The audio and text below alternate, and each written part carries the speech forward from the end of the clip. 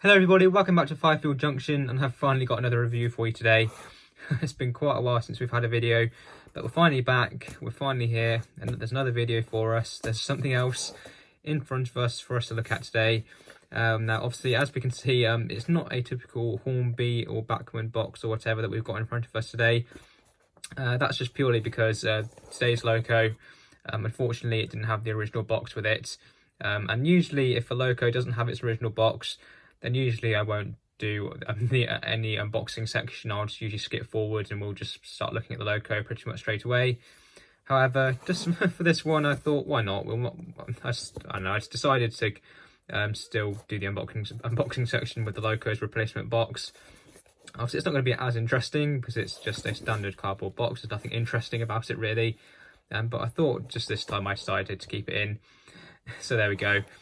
But today's loco, as you've already seen the title, because you've already read the title, today we've got a Hornby Black 5 for us.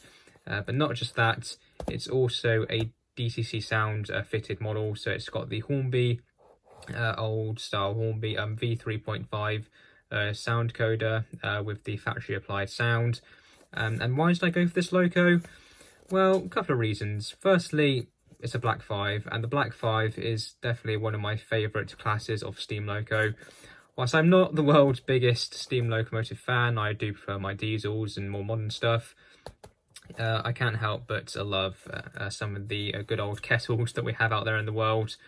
I do love steam locos, definitely very, very nice locos to see. It's always good to see them in real life as well, because you don't tend to see them much anymore. So it is good to get out and see them, and just seeing them in real life and seeing some of the models that we have out there. It just really made me want one. And I eventually managed to find this one. And this exact one that we have, it's obviously a Hornby model. It's factory fitted sound. It's quite an old model now. It's not very, very new. It's quite old tooling. It's getting on a bit now. But despite that, it's still relatively modern in some areas. But it's definitely not quite as good as maybe a more modern, more newer Black 5 from Hornby. Because Hornby have done quite a few different Black 5s. I think this is probably one of the first newer ones they did. I think they've done a train pack with one of them. They've done a few regular sort of ones, standalone ones by themselves. Obviously DCC ready. They've done a TTS sound version, which is newer than this. It comes in the newest style Hornby packaging. I think that one's a little bit hard to get hold of, but I have seen one available.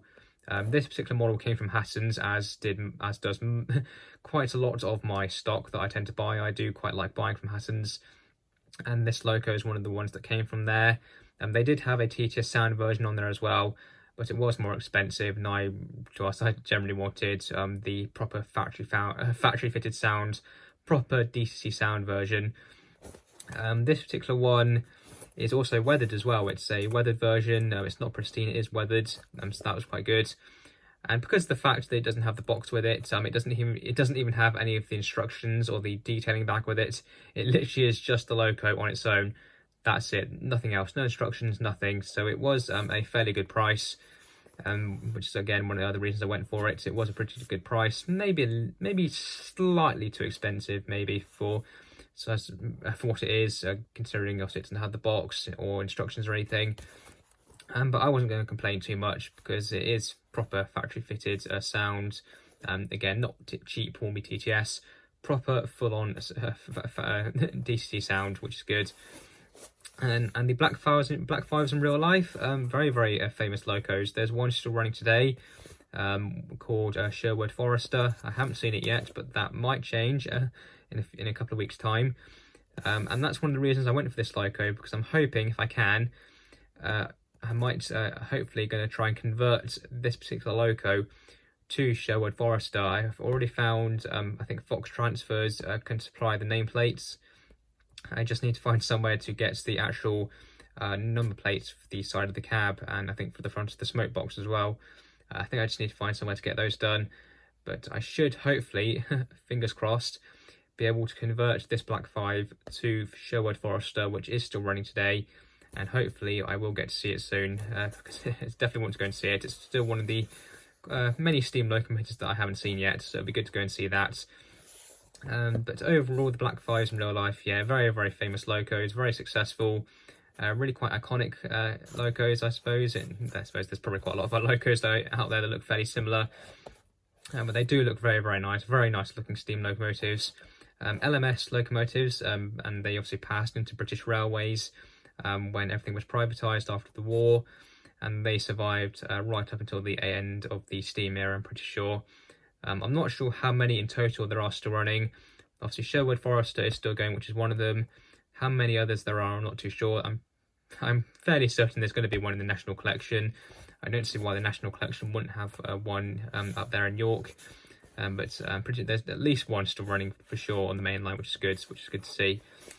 But anyway, there's not much else to say, I suppose. Obviously, there's nothing on the box that's that interesting apart from the sticker on the end, just the barcode for it. So let's open up the box and let's have a look at the loco itself. So again, this is second hand from Hattons. It's not brand new, although I'm sure you probably already expected that. Fairly well packaged. Hattons usually are pretty good with their packaging, especially with models like this that don't have their original boxes anymore. I have already taken the loco out of the box and I've serviced it, given it a run to make sure it's all okay, and everything does seem to be okay.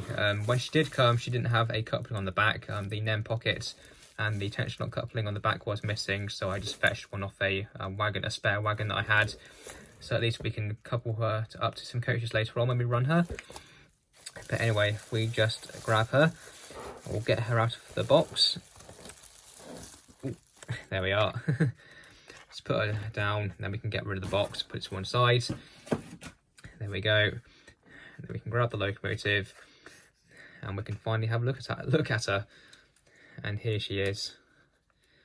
And I think you'll agree, she is beautiful. Now, first things first, with this particular Black 5, with this tooling, and I'm pretty sure a lot of, most of, well, start again, most of, if not all of Hornby's Black 5s for around this time, maybe even the latest ones, I'm not too sure. I'm pretty sure they do use this sort of tender, loco to tender connection, and it's okay. We have seen worse. It's a proper screwed connection on the locomotive. However, on the on the tender, it's literally just that pin on the tender there that slots into the drawbar. But the main thing you need to be careful of is that small plug there, because the decoder socket, the decoder itself, the speaker, is all housed inside the tender. It's literally just the motor inside the locomotive. The motor is inside the firebox just there. It's a nice, very nice, very high quality 5-pole motor inside the locomotive, and that drives the centre driving wheel there. Then obviously the coupling rods do everything else. All of the driving wheels have pickups on them, as do all of the tender wheels, so reliability should be very good. But again, you do need to be very careful with that plug. It is quite a delicate plug. Luckily it's survived all of this time since the loco was brand new. Ooh, tender's uncoupled. Let's try and get that back in if we can. The wires are a little bit stiff, so they do nudge around the drawbar a little bit. But yeah, you really want to be careful with that plug. If you damage it, you're going to have fun fixing it or replacing it.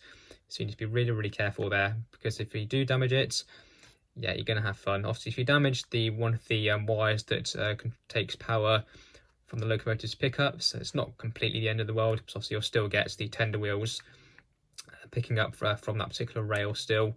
But obviously you might find it will be a bit less reliable. It's going to be if you damage one of the motor wires on that plug, that's when you're going to have a really big headache.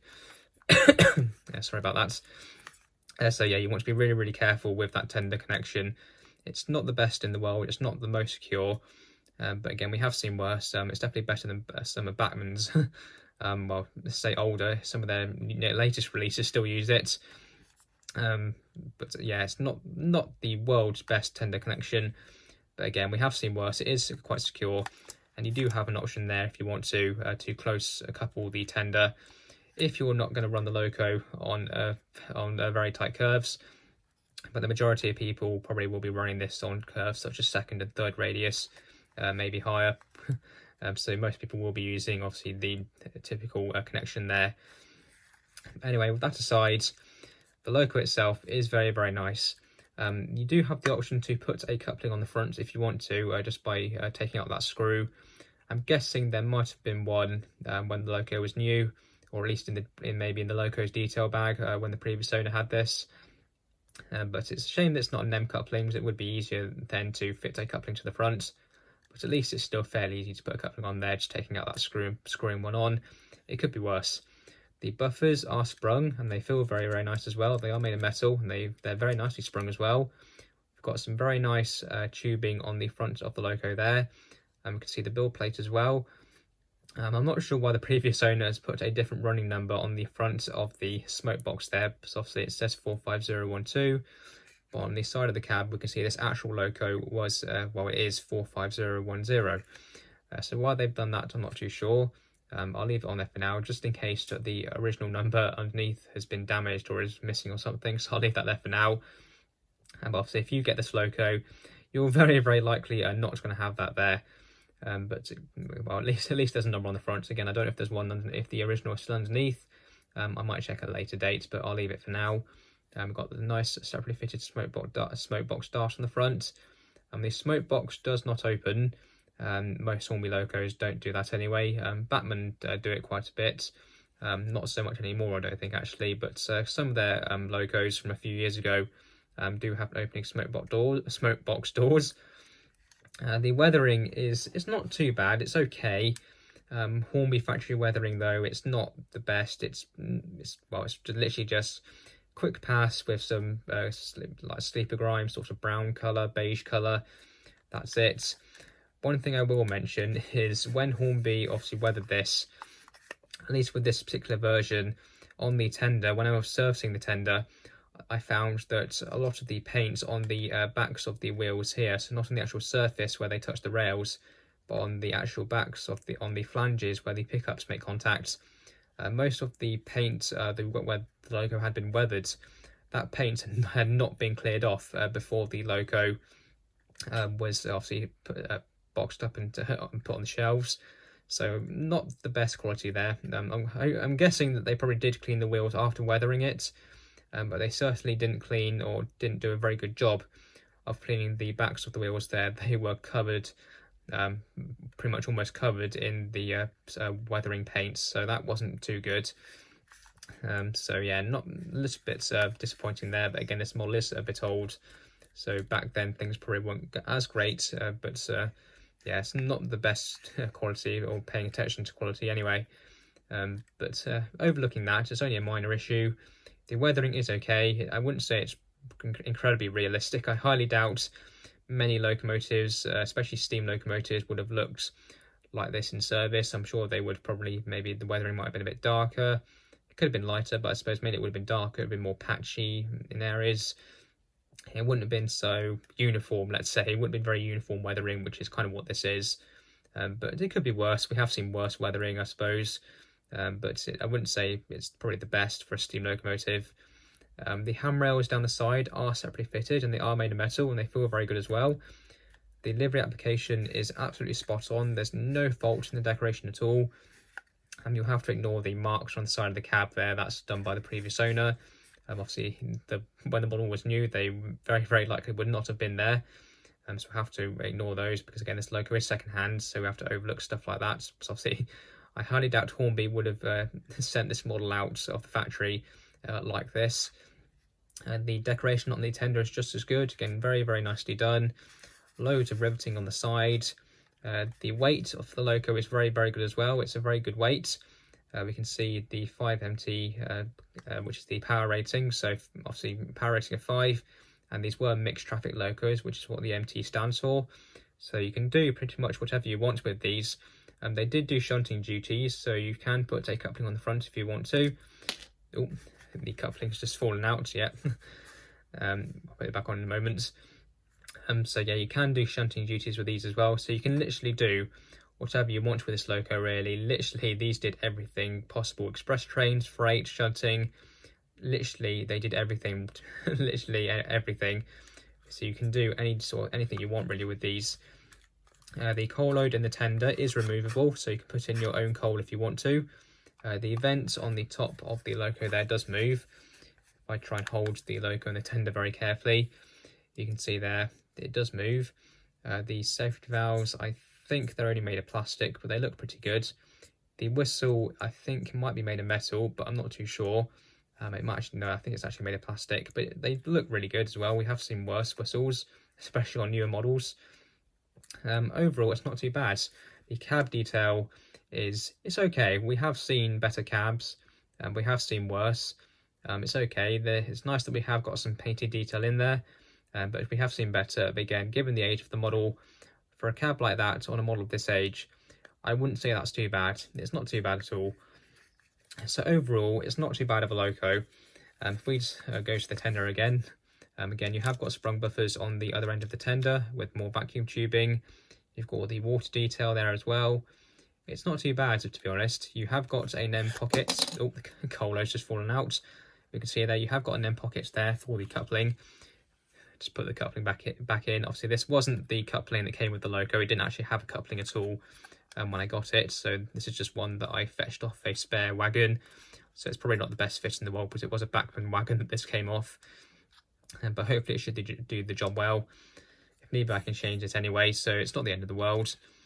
But it's nice that we have got a NEM pocket there, so you can put in whatever coupling you want. You don't have to stick with a tension lock. You can put in a KD, you can put in a Roco type coupler, you can put in whatever you want. There's many options there for you, which is good. And overall, yeah, I can't really complain really. In terms of quality, I wouldn't say it's absolutely top notch. It's still very good. Like, the overall build quality is very good. But I'd say probably the main thing for me at the moment in terms of quality that's not the best, I would say, is probably the attention to ensuring that the loco's wheels were clean after doing the weathering. It's almost like they weathered the loco and left it at that. They didn't really care after that. So it's I wouldn't say it's absolutely top notch, but we have seen worse. I've definitely seen worse quality than this. Overall, it is very good. Definitely very only minor quality issues, if any. Overall, it's a very good loco, and the best thing about it is going to be that sound. So let's head up to the layout. Let's put the loco onto the track, put a bit of coal in it because that'll be helpful. There we go, and let's see how she runs.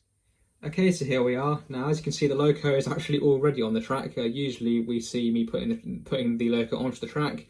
However, she's already on because I've just been doing some testing with her and just trying out various settings with the decoder, just to try and get her to run basically as I want to my needs. And I found there's something a little bit strange with the decoder in this loco. I'm not sure if it's just with this particular one, or maybe it's something that's similar with, or it's a slight issue across all of these locos with this decoder. But for some reason, when you change the start voltage setting, which is CV number 2 on all decoders, if the decoder supports it and it allows you to change it, CV number 2, I'm pretty sure basically changes, and it basically chooses basically how fast or how slow a locomotive goes at the lower speeds, especially at speed step 1. I could be wrong, but I'm pretty sure that's what it does, because with all of my locos, at least with most of them anyway, I will always set CV number 2 or the start voltage to a value of 1, because I find it always helps the loco to run a bit slower and a bit more smoothly at the lower speeds, again, especially at speed step number 1. And for some reason, apologies if I keep coughing or sounding a bit weird, my voice is a little bit iffy and my throat's a little bit iffy today, but we're going to carry on. Yeah, basically for some reason, when you set CV number 2 to a value of 1 in this loco, it mucks up the sound file slightly. For some reason, when you do it, and then you go to run the loco will basically sound like it's doing about half speed, when it's in fact doing the slowest speed possible. It's really weird, because no other loco that I've come across does that. You change the various settings, the acceleration, deceleration, start voltage, so that you can get the motor and the loco to run as smoothly and as slow or as fast as you want it to. And the sound file basically stays the same. It might adjust itself slightly to match that speed, but overall it doesn't really change and everything works out fine. But with this one, I find that you can't really change CV number 2 because it just mucks up the sound file. It's really weird. I'm not sure why it's doing it. I can live without changing it because the loco is still running very well, and it's pretty much running near enough how I want it to. But it's just really strange that by setting that particular CV value to that value, It's weird that it ends up mucking up the sound file because it shouldn't do, but for some reason it does. So I thought I'd mention that. If you do get this loco and you change CV number 2, just be aware it might end up affecting the sound file for some reason. But anyway, with that slight issue aside, it unfortunately is an issue. I'm going to have to mark the loco very slightly down on quality for that because it shouldn't be doing it. It's really, really weird. We're going to carry on anyway because it's not a major issue, but it is annoying because it just means you can't really go changing a certain value to help the loco run better. But anyway, with that out of the way, we can carry on and we can listen to the sounds that the loco has. So obviously function 1 does the regular idle sounds and, well, the regular chuffing sounds as well. Function 0 doesn't do anything because obviously there is no lights inside this loco. Unless you wired some up, you could wire up, maybe you could fit your own lamps to the front. You could try wiring in your own smoke box lighting maybe. There's a few options you could do. I wouldn't recommend trying to wire in. You shouldn't wire in a firebox flicker though, because there isn't a lot of room inside there. Literally behind the cab, well, it's basically then the wires for the electrical plug underneath. So if you do decide to fit firebox lighting, good luck, you're going to have fun. But anyway, with that aside, let's fire up function 1 and we'll hear those idle sounds. There we are. Now very quickly, before we listen to some of the other sounds, let's just see what her performance is like. Now I have changed the back EMF setting. I've set it to a value of 10. I usually do set it lower, but I just sort of found that this setting, the loco ran a little bit smoother. The acceleration and deceleration have been set to a value of 50, and I've also set the max speed and the mid speed as well to a slightly more realistic speed, again just to help the loco run a bit better. But anyway, let's just give her a wiggle and we'll see what she's like. I'll do speed set 1 so we can see what that's like.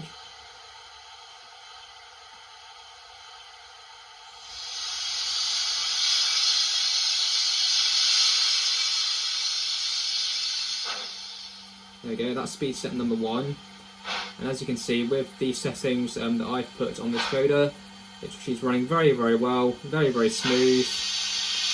The motor is a little bit noisy, I will give it that, but again, that's probably just because of the decoder in the loco. The motor does have a little bit of noise to it, but it's not incredibly noticeable.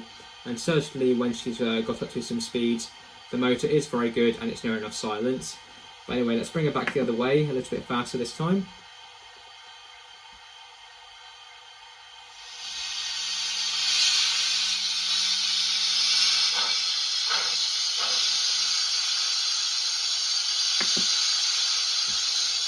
There we are, let's bring it back a bit. Yeah, overall, not too bad. The mechanism is very, very good in this loco. It's certainly better than a lot of other locos out there. So overall, not too bad. Anyway, let's listen to some of the other sounds. So function 2 is the whistle.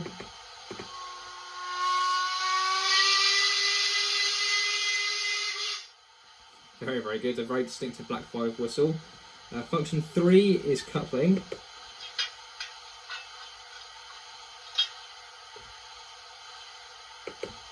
Yeah, short and sweet, does the job. Function 4, I'm not entirely sure what this is.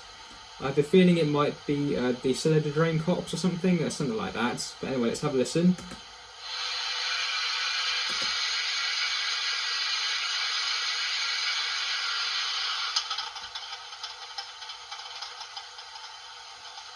Yeah, very, very good.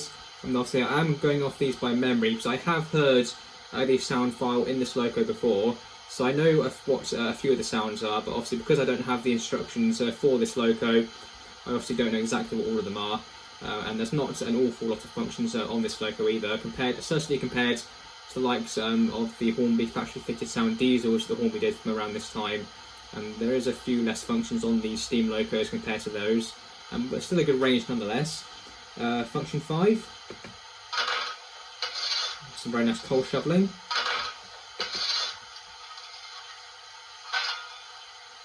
Very, very good. Function 6 is shunting mode, so that's obviously not a sound, so we'll skip that for now. Function 7.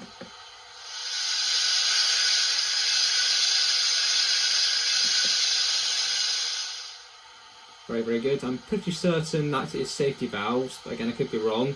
Function 8 is another whistle, this is a short whistle. Yeah, very, very good. Function 9, I believe, is another sort of steam sort of sound, so steam coming out from another area of the loco.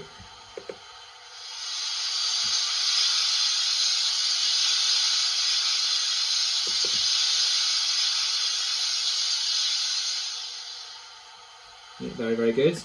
Function 10.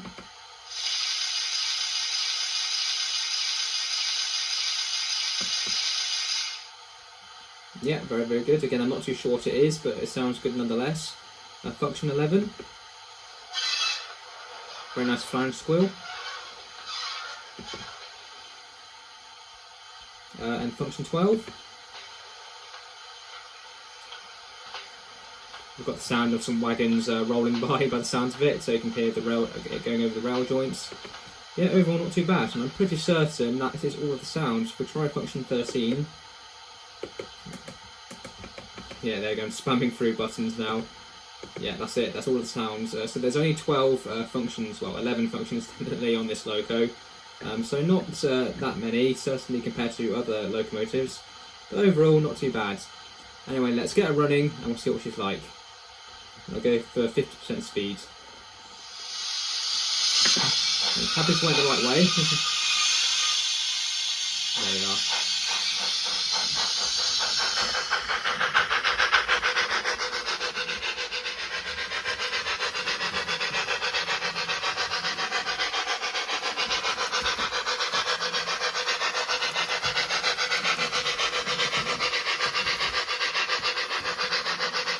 Oh yeah, as you can see, she's running very, very well.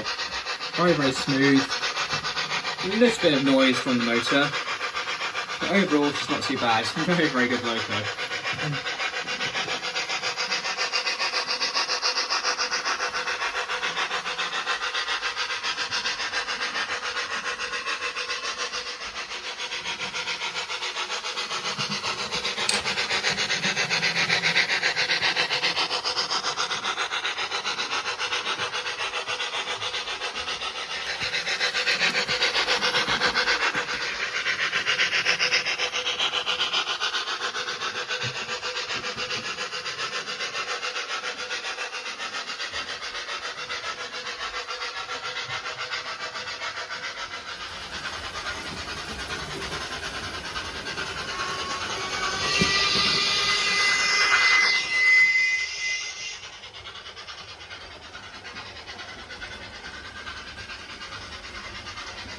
And now let's have some ratings for the Hornby DCC Sound Black 5. Now overall this model is not too bad despite its age. The detail I've given 8 out of 10. Overall the detail is not too bad. You have got plenty of separately fitted details from the likes of the handrails. You've got the separately fitted colos that you can change easily. You've got the separately applied smoke box darts. The delivery application is really, really good. I can't find any faults with the delivery application. Overall the detail is really, really good. Whilst not perfect though, the detail in some areas it is rather basic. For example, generally there isn't a lot of overall detail on this loco, especially around from areas on the boiler and the smoke box. Just in some areas there is detail. Well, look, there's not a lot of detail there. It is, whilst looking very good in some places, in other areas it is showing its age. So overall the detail is not absolutely spot on, but overall I'd say for the model's age it's not too bad. The performance for the loco as well, overall I can't really fault it, whilst it's not 10 out of 10, mainly because I'd say the loco is maybe a little bit jerky and it's not completely silent. There is a little bit of noise from the mechanism. Despite that, those tiny little niggles, overall the performance is good. For the most part it is very smooth, the sound is very good, the loco runs very well. Overall it is a good performer, I can't really fault it to be honest. The quality of the loco overall, it's not too bad. Again, the quality, it's not perfect, again mainly because of the likes of the detail, where in some areas it is rather basic. The model does feel a little bit flimsy in some places. The body shell, it's not the easiest to get on off, to be honest, well mainly getting it back on, which I did do just to service the loco. It did take me quite a while to get the body back on, mainly just trying to load up the 2 lugs at the back of the chassis that slots into the back of the cab area. Getting those to line up, it is a little bit difficult, so maybe not the best design there, But overall, the quality is good. Again, I can't really fault it. The overall build quality is very, very good. The model does feel rather sturdy in the hands. Overall, it's not too bad. The value for money for the Loco as well, it is really, really good for this Loco. I paid £157 for this Loco, which, considering it's a proper factory fitted sound model, it is a really high quality Loco overall. It's not 10 out of 10 though, mainly because the Loco didn't have its original box. It had no instructions, no detailing pack, no sound instructions, nothing like that at all. It was literally just the Loco. I feel like maybe the price was a little bit steep, mainly just by a few pounds or so. Overall, it was still a really good value purchase, but I feel like maybe considering that literally the Loco was all I got, I didn't get anything else, I feel like maybe the asking price was a little bit steep, but only a minor bit. Overall, the value for money was good. It was the cheapest one on there. Hassans did have a few Black 5s with sound, the proper factory sound at the time I purchased this Loco, and this was the cheapest by far out of all of them on there. So I can't complain too much, but I feel like maybe it should have been a tiny bit cheaper. But overall, not many complaints there, to be honest. So that's an overall score of 8.5 out of 10. Overall, it is a really nice Loco. Again, it runs well, the sound is really good. Overall, I can't really fault it. It's not perfect, mainly just because due to its age, but overall, it is a really good Loco. And if you want one, I definitely recommend you get one.